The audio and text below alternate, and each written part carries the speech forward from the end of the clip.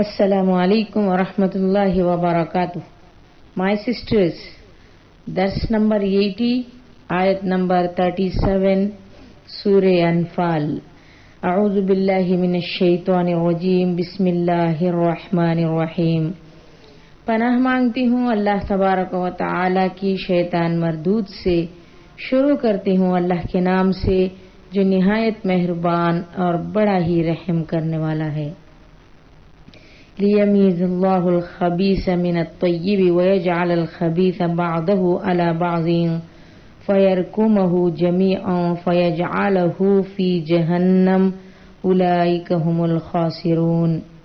लियमीज़ ताकि जुदा कर दे अल्लाह अल खबीस गंदा मिनत तय्यिब पाक से व यजअल और रखे अल खबीस गंदा बअदहु उसके एक आला पर बाज़िन दूसरे फयरकुमहु फिर ढेर कर दे जमीआ सब फयजअलहु फिर डाल दे उसको फी में जहन्नम उलाइका यही लोग हुम वो अल खासिरून खसारा पाने वाले यानी नुकसान पाने वाले।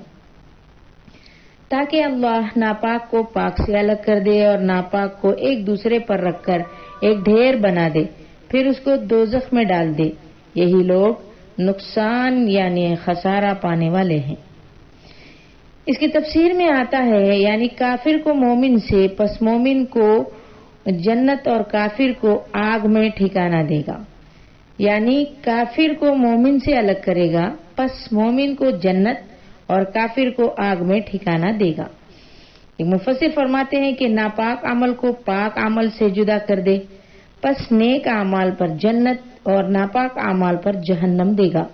और बाज़ों ने कहा कि शैतान के रास्ते में नापाक खर्च को और अल्लाह के रास्ते में पाक खर्च से जुदा कर दे।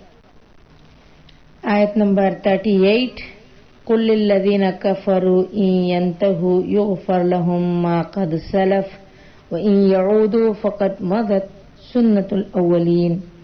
कुल कह दीजिए लिल्लज़ीना उनसे जो कफरू उन्होंने कुफ्र किया इन अगर यंतहु वो बाज आ जाएं युग़फ़र माफ कर दिया जाए लहुम उन्हें जो मा जो कद सलफ गुजर चुका व इन और अगर यऊदू फिर वही करें फ़क़त तो तहक़ीक़ मज़त गुजर चुकी है सुन्नतुन सुन्नत अल अव्वलीन पहले लोग।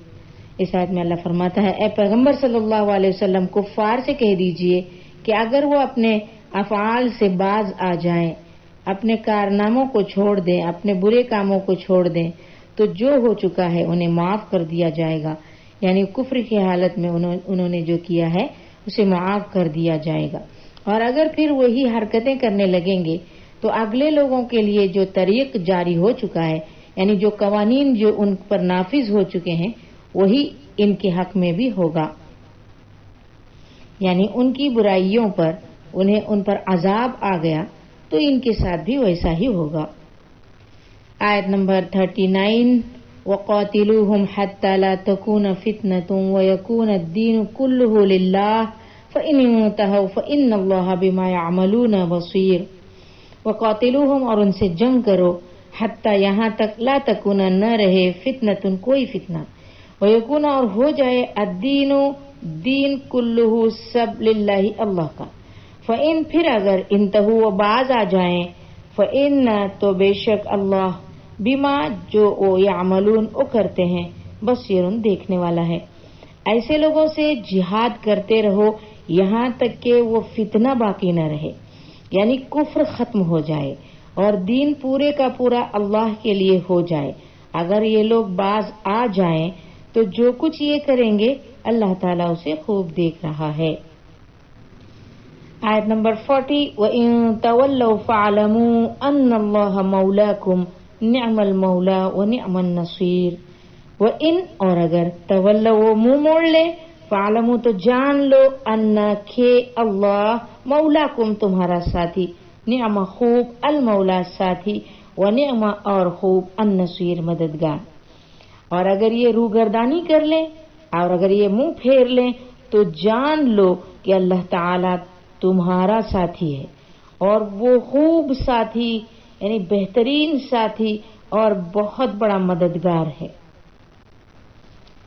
اگر یہ لوگ اب بھی نہیں مانتے تو نہ مانے، یہ تمہارا کچھ بھی بگاڑ نہیں سکیں گے۔ جس طرح اللہ نے غزوہ بدر میں تمہاری سرپرستی کی اور تمہاری مدد کی، آئندہ بھی ان کے مقابلے میں تمہاری سرپرستی اور مدد کرتا رہے گا، اور اللہ سے بڑھ کر اچھا سرپرست اور مددگار کون ہو سکتا ہے؟ آیت نمبر 41 وَاعْلَمُوا أَنَّمَا غَنِمْتُم مِّن شَيْءٍ فَأَنَّ لِلَّهِ خُمُسَهُ وَلِلرَّسُولِ وَلِذِي الْقُرْبَى وَالْيَتَامَى وَالْمَسَاكِينِ وَابْنِ السَّبِيلِ إِن كُنتُمْ آمَنتُم بِاللَّهِ وَمَا أَنزَلْنَا عَلَى عَبْدِنَا يَوْمَ الْفُرْقَانِ يَوْمَ الْتَقَى الْجَمْعَانِ وَاللَّهُ عَلَى كُلِّ شَيْءٍ قَدِيرٌ۔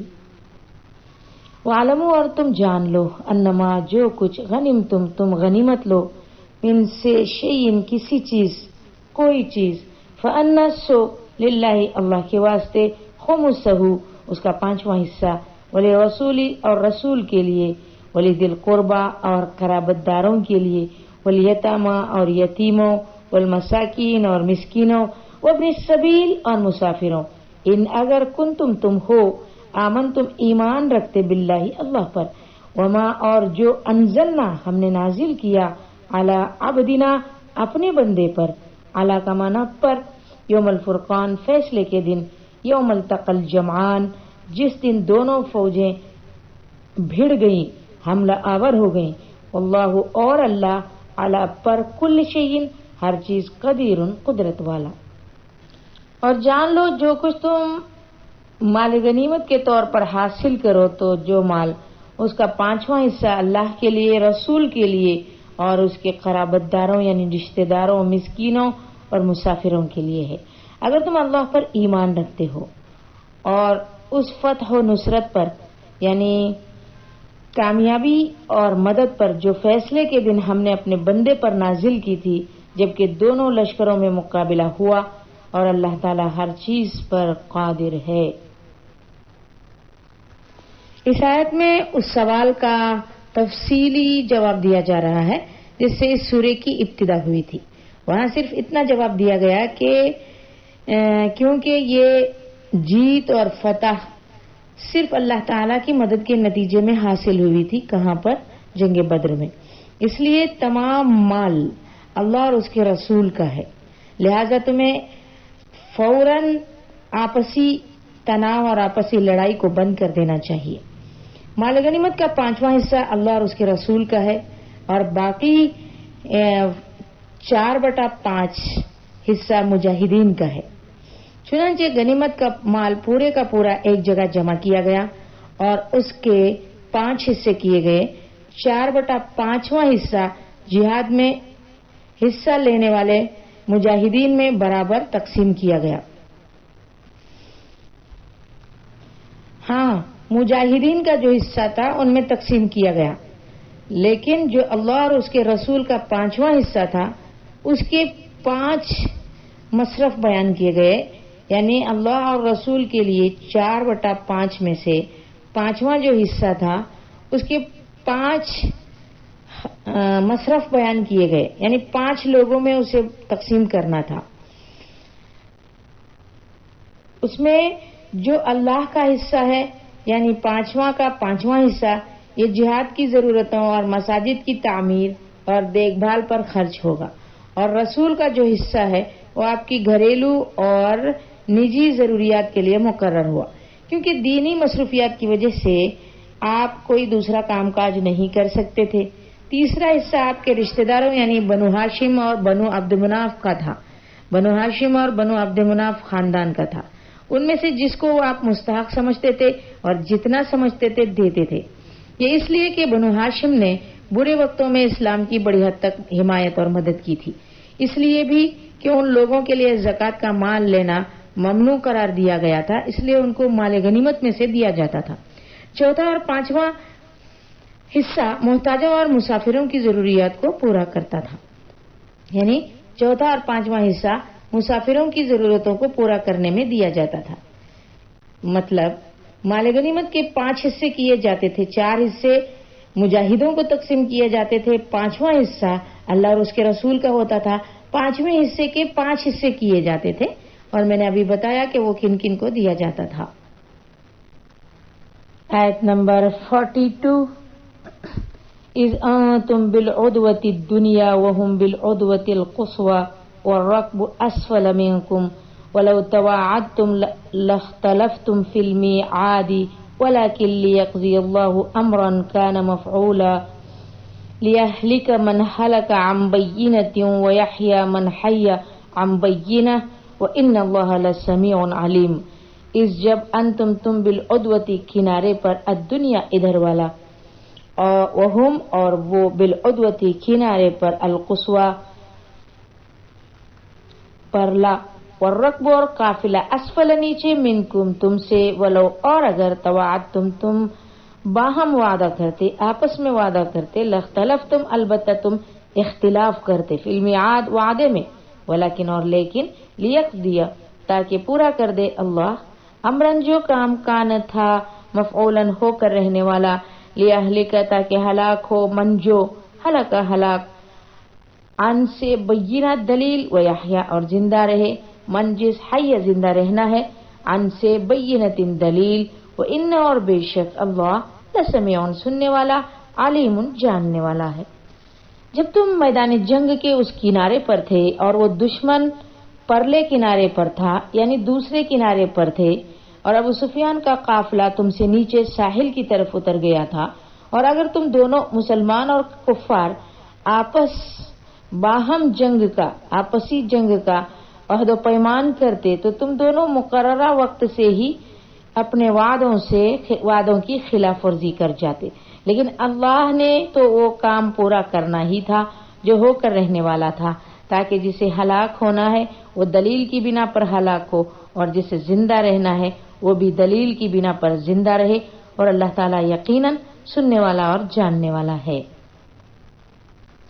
اس کنارے سے مراد وہ سمت ہے جو مدینے کی طرف تھی اور پرلے کنارے سے مراد اس سے مخالف یعنی اپوزٹ سمت تھی جو مکے کی طرف تھی. یعنی مسلمان جب مدینے سے نکلے تو جہاد کی غرض سے نہیں بلکہ تجارتی قافلے پر حملہ کرنے کے ارادے سے نکلے تھے.